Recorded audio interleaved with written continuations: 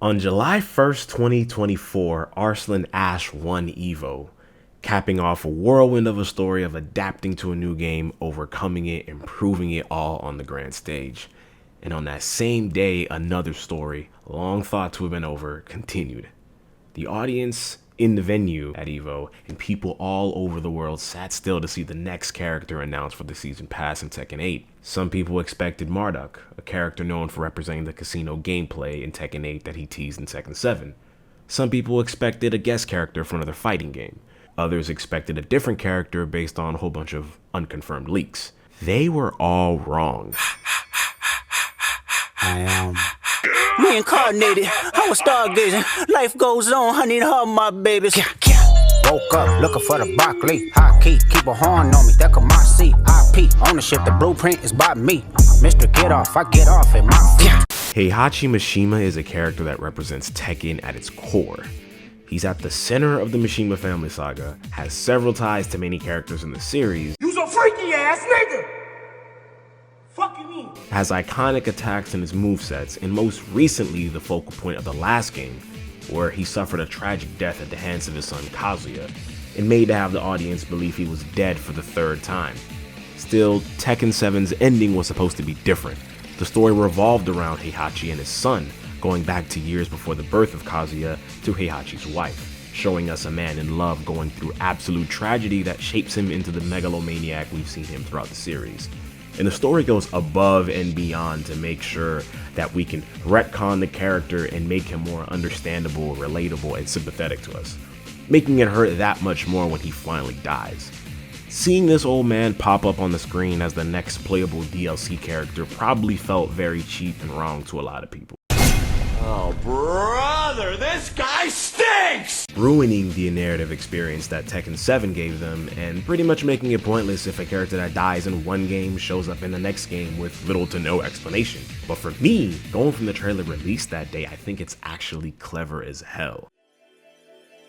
Heihachi Mishima is Tekken. We know this already, and in a fighting game, legacy is everything, and Tekken isn't no different. The Electric Wind God Fist, the Devil Gene, the Mishima bloodline, characters and clan, many of the iconography and symbols of Tekken are all aspects of the narrative and gameplay that are tied back to Heihachi in some shape or form.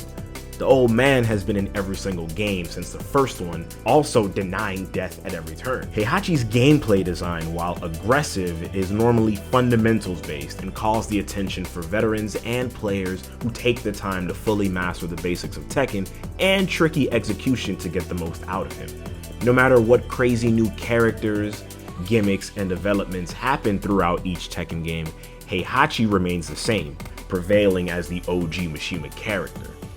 Now take this into account with Tekken 8, a game bold enough to challenge players again on a fundamental level by adding new mechanics on top of an updated game engine, focusing on a new wave of exciting spectator Tekken with characters that have strong focuses and personality in all aspects.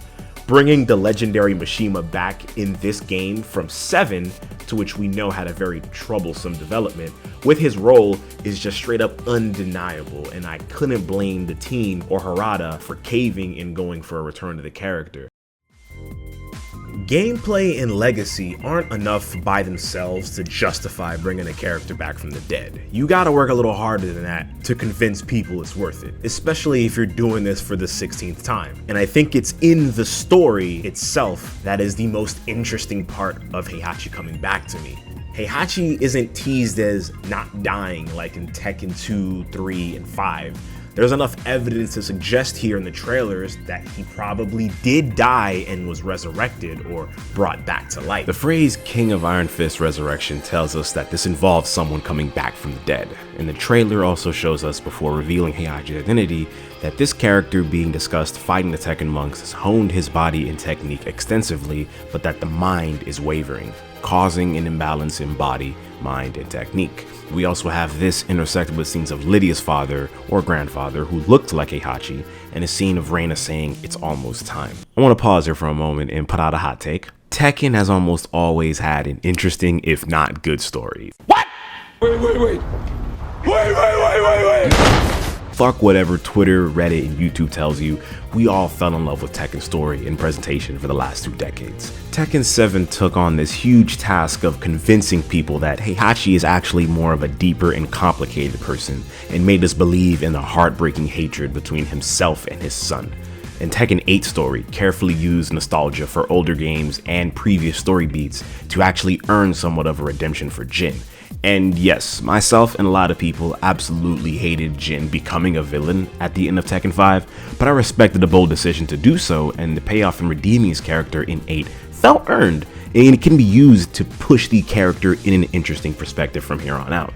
There's a sense of memory and respect that I feel when I think back on the main story beats of Tekken. And I'm not just saying that every character in every situation is done with absolute justice, but I do believe there's a sense of care and intent with the main story and the characters in it. I think that Harada and the team are really trying to make an interesting, exciting, and dynamic storyline. Now, going back to the Heihachi trailer, we're teased that Heihachi is returning, but that it will be narratively different from the last time he came back, and that his story will tie into not just Reina's story, but maybe Lydia's story. Theories like Lydia's father or grandfather being used as a vessel to reincarnate Heihachi, or that Heihachi himself may be mentally unstable since being brought back. And all of these are exciting developments in the plot of Tekken, on top of the fact that we're getting an introduction to the Tekken monks, which all have techniques using the Mishima style karate. And if we're getting our old man back in the newest game with a brand new engine, a brand new story, and a new body or lease on life, you already know we're gonna have an opportunity to see how he fits into the new mechanics, how the heat system favors him, how Tekken 8's differences and what makes a strong character